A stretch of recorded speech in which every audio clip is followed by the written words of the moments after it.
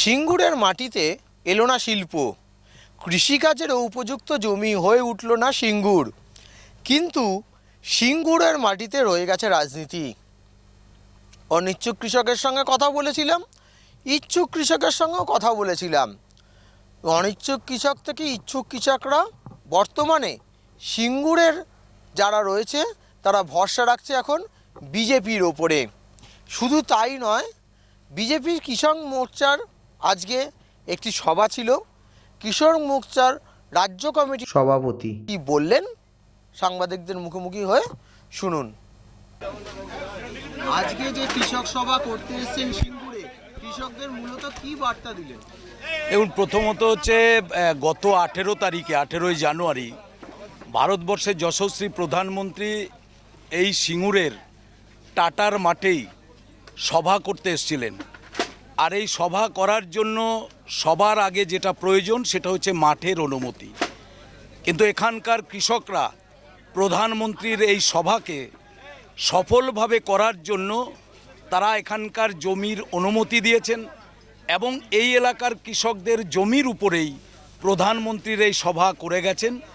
আর সেই সভায় যারা জমি দিয়ে এই সভা করতে সহযোগিতা করেছেন, আজকের মূলত সেই সমস্ত সম্মানীয় কৃষকদের দলের কিষাণ মোর্চার পক্ষ থেকে তাদেরকে সম্বোধিত করা এবং তাদের সাথে ইন্টারাকশান, এখানকার কৃষি ব্যবস্থার কি সমস্যা হচ্ছে সেই নিয়ে কৃষক এবং ক্ষেতমজুর সম্মেলন করার জন্য আমরা এখানে উপস্থিত হয়েছি।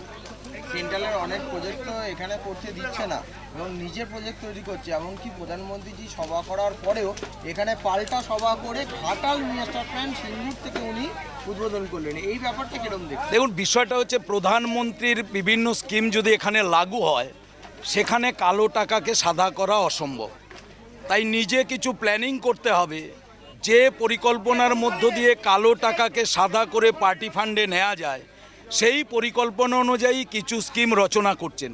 যেখানে রাজ্য সরকার প্রায় 7,52,00,000 টাকা এ রাজ্য সরকার আজকে দেনার মধ্যে রয়েছে। তারপরেও কেন্দ্রীয় সরকারের দেওয়া টাকাকে অগ্রাহ্য করে ঋণ করে এখানকার কৃষকদের নিয়ে নাটক করতে হবে, এটা একটা অপ্রত্যাশিত জিনিস ছাড়া আর অন্য কিছু নয়। এখান থেকে যে ঘাটাল মাস্টার প্ল্যানটা এখান থেকে উদ্বোধন করলো সিঙ্গুরে কেন? দেখুন, এখানে শুধু ঘাটাল মাস্টার প্ল্যান দেখিনি, এখানে আমরা এটাও দেখেছি স্কুলের ছোট ছোট বাচ্চাদের নিয়ে বিরিয়ানি খাওয়ার প্ল্যান তৈরি করে মিটিংয়ে লোক ভরাট করার, এটারও আমরা একটা ষড়যন্ত্র দেখেছি। সিঙ্গুরে দাঁড়িয়ে সিঙ্গুর প্ল্যান করা উচিত ছিল, সিঙ্গুরটা ঘাটাল মাস্টার প্ল্যানের জন্য নয়। ঘাটালের মাস্টার প্ল্যান বারবার বললেও ঘাটালে তার উপযুক্ত ব্যবস্থা এখন পর্যন্ত এই রাজ্য সরকার নিতে পারেননি, এরা ব্যর্থ হয়েছে। যে মাঠে কারখানা হওয়ার কথা ছিল সে মাঠ এখনো চাষের অযোগ্য। যদি আপনারা সরকারে আসেন, প্রথম সেই প্রজেক্টটা নিয়ে কি ব্যবস্থা নিচ্ছেন? দেখুন, বিষয়টা হচ্ছে সুপ্রিম কোর্ট পরিষ্কার এ রাজ্য সরকারকে নির্দেশ দিয়েছিল যে এই এলাকার কৃষকদের 997 একর সম্পত্তি, যে সম্পত্তির উপর এই টাটার জন্য লিজ নেওয়া হয়েছিল, সেই সম্পত্তি এখনো পর্যন্ত কৃষকদের ফেরত দেওয়া হয়েছে। সুপ্রিম কোর্টের পরিষ্কার নির্দেশ ছিল যে পূর্ণ জমি, সমস্ত কৃষকের জমি 100% চাষযোগ্য করে কৃষকদের হাতে ফেরত দিতে হবে। কিন্তু এখন পর্যন্ত এ রাজ্য সরকার শুধু কিছু সর্ষের বীজ ছড়িয়ে দিয়ে কাশবনের ফুল তৈরি করা ছাড়া অন্য কিছু করতে পারেননি। ওনারা কাশফুলের বালিশ তৈরি করার প্রজেক্ট করবেন সেই ঘোষণাও আমরা দেখেছি। অর্থাৎ এদের পক্ষে এটাই সম্ভব, কৃষকের উপযুক্ত কিছু করার মানসিকতা এবং পরিবেশ এ রাজ্য সরকার নির্মাণ করতে পারেননি। যদি ওই জমিতে কোনো কারখানা হয় তাহলে কি তাতে বিজেপি সরকার এলে কৃষকদের লাভ হবে সিঙ্গুরে?